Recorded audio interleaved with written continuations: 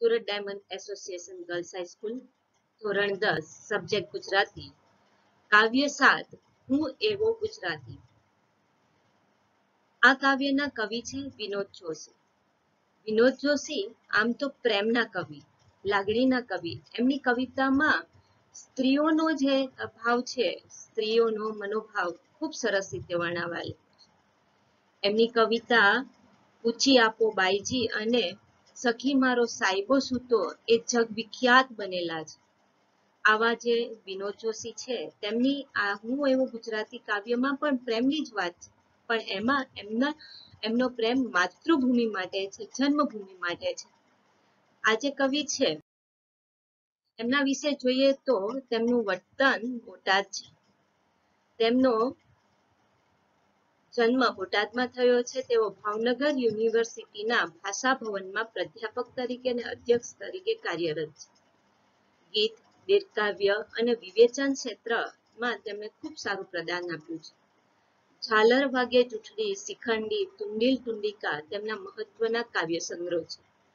અભિપ્રેત, નિર્વેશ, radio નાટક સ્વરૂપ સિદ્ધાંત, સોનેટ એ એમના વિવેચન ગ્રંથો છે.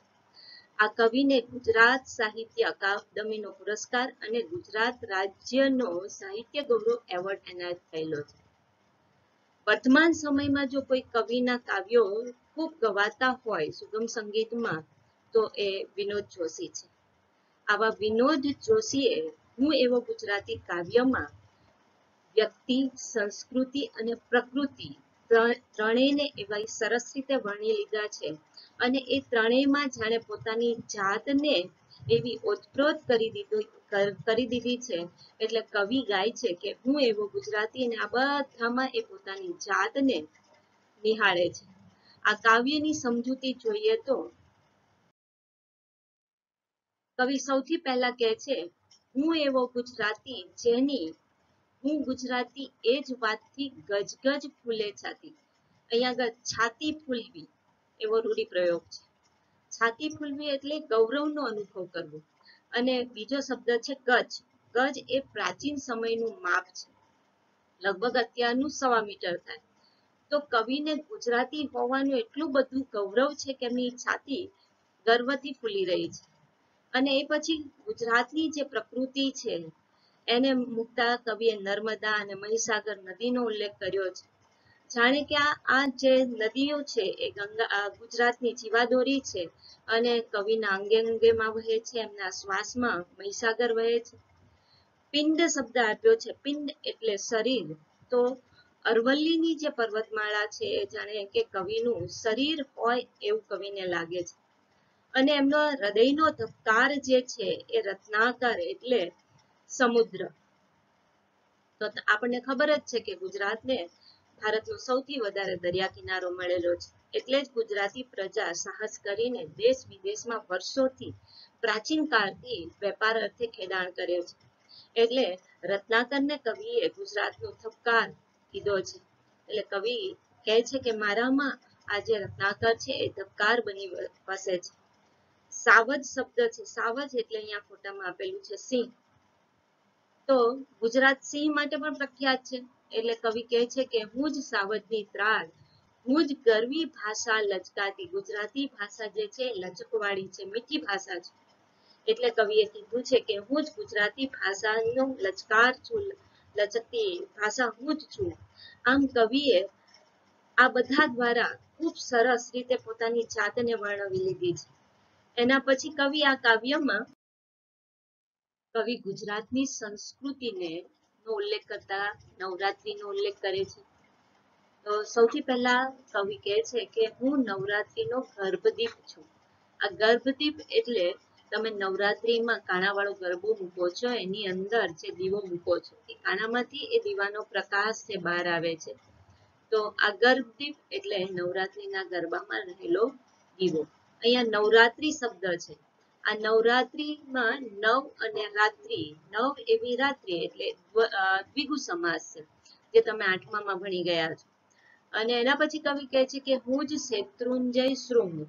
તો ગુજરાતમાં આવેલો એક મહત્વનો પર્વત છે જેની ઉપર જૈન દેરાસર આવેલા છે. શૃંગનો અર્થ થાય પર્વતની ટોચ. શેત્રુંજય શૃંગ સમાસ છે. શેત્રુંજયની શૃંગ એટલે અહીંયા આગળ તત્પુરુષ સમાસ છે.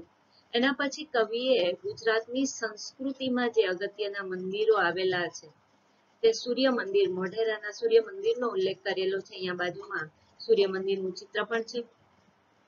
તો કવિ કહે છે કે હું જ સૂર્ય મંદિરનો તેજ રૂપી પ્રકાશ છું. અહીંયા ભૃંગ શબ્દ વાપરેલો છે. ભૃંગનો અર્થ થાય ભમરો, એટલે સૂર્ય મંદિરમાં જે ભગવાન સૂર્યના તેજનો સૌથી પહેલો ભમરા રૂપી પ્રકાશ આવે છે તે. તો અહીંયા આગળ હું જ ધવલ તેજ ભૃંગ એ રૂપક અલંકાર છે. તો તમારે યાદ રાખી લેવાનું કે અહીંયા આગળ રૂપક અલંકાર છે. તો કવિ એમ કહે છે કે સૂર્ય મંદિરમાં જે પ્રકાશનો સૌથી પહેલો કિરણ આવે છે જેને ભમરાની ઉપમા કવિએ આપેલી છે, તો એ પણ હું જ છું. કાવ્યમાં આગળ કવિ કહે છે કે હું ગિરનારી ગોખ. ગોખ શબ્દનો અર્થ થાય ઝરૂખો અથવા ગોખલો. તો તમારા ગામડાના ઘરમાં નાના નાના દિવાલમાં ગોખલા બનાવેલા હોય. ગિરનાર પર્વત ચડતી વખતે પણ તમે જોશો કે ઠેર ઠેર નાના નાના ગોખલામાં જુદા જુદા ભગવાનને બિરાજમાન કરવામાં આવેલા છે. એટલે કવિ કહે છે કે હું જ ગિરનારી ગોખ. ત્યાર પછી કવિ દ્વારકાનો ઉલ્લેખ કરે છે. દ્વારકા એ કૃષ્ણની કર્મભૂમિ છે. તો અહીંયા આગળ કવિ કહે છે કે હું જ દ્વારકામાં સુધારસ પાતી. સુધારસ એટલે અમૃત, પણ અહીંયા લેવાનું છે પ્રેમનો રસ. કૃષ્ણ ભગવાને દ્વારકાના લોકોને પ્રેમનો રસ પાયો હતો. એ પણ કવિ એવું અનુભવે છે કે જાણે હું જ છું, એ રસ પણ હું જ છું એવો કવિ ગુજરાતી તરીકે અનુભવ કરે છે. ત્યાર પછી ગુજરાતની સંસ્કૃતિનું જે અગત્યના કાવ્યો છે દુહા અને છંદ, એનો પણ ઉલ્લેખ કવિ કહે છે. ગામડાઓમાં રાત્રે ચારણ અને કવિઓ દ્વારા દુહા અને છંદની રમઝટ બોલાવવામાં આવતી. તો એ દ્વારા પણ આપણી સંસ્કૃતિનો કવિએ ઉલ્લેખ કર્યો છે.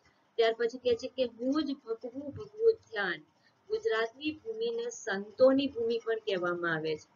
અને આ ભગવો રંગ એટલે એમનો પહેરવેશ. એટલે કવિ કહે છે કે હું જ જાણે આ ભૂમિના સંતોનું ધ્યાન છું.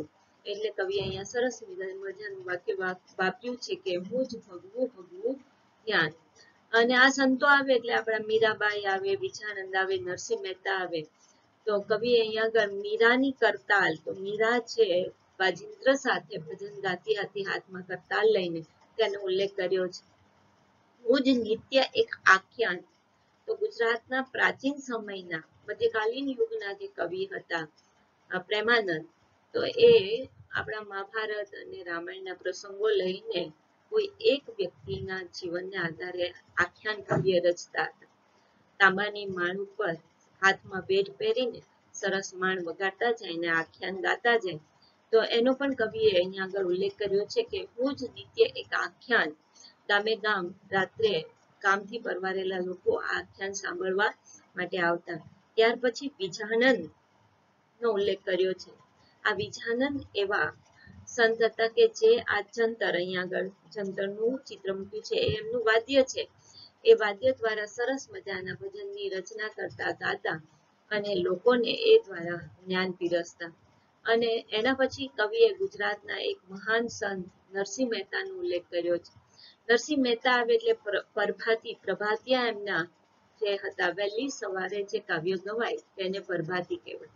એટલે અહીંયા પણ શબ્દ સમૂહ માટે એક શબ્દ છે કે વહેલી સવારે ગવાતા કાવ્યો, તો એને કહેવાય પ્રભાતી, પ્રભાતિયા. તો એનો પણ કવિએ અહીંયા આગળ સરસ ઉલ્લેખ કર્યો છે. ત્યાર પછી કવિએ ગુજરાતના મહાપુરુષોનો ઉલ્લેખ કર્યો છે. કવિ અહીં ગુજરાતના બે મહાન પુરુષો ગાંધી અને સરદાર બંનેનો ઉલ્લેખ કર્યો છે. બંનેના જે આગવા ગુણ છે એને પણ પોતાની જાતમાં એ આરોપિત કરી અને કહે છે કે હું જ ગાંધીનું મૌન, હું જ સરદાર તળી હાંક. ગાંધીજીનો જે ગુણ હતો તે મૂક્યું છે. સરદારની હાથ વિશે તો આપણે જાણીએ છીએ કે ભલભલા એમની આગવી બુદ્ધિથી બીતા હતા. હું જ સત્યનું આયુધ. અહીંયા આયુધ શબ્દ છે. આ આયુધ એટલે અહીંયા આયુધ શબ્દ છે આયુધ એટલે શસ્ત્ર. તો તમને ખબર છે કે ગાંધીજીએ સત્યના શસ્ત્રથી અંગ્રેજોને ભગાડ્યા હતા. એટલે અહીંયા આગળ કવિએ કીધું છે કે એની દિગંતમાં એટલે 10 દિશામાં ધાક છે, બીક છે. તો બીજા શસ્ત્ર કરતા સત્યના શસ્ત્રથી કદાચ માણસો વધારે બીવે. એટલા માટે કવિએ કીધું છે કે હું જ સત્યનું આયુધ જેની દિગંતમાં ધાક. હું તો સંતોનું સૌમ્ય સ્મિત અને તલવાર સુન્નીતા તીર. તો આ ભૂમિ સંતોની ભૂમિ છે, એટલે એમનામાં સૌમ્યતાનું ગુણ હોય. સૌમ્યતા એટલે શાંતિ, પ્રેમનું ગુણ હોય.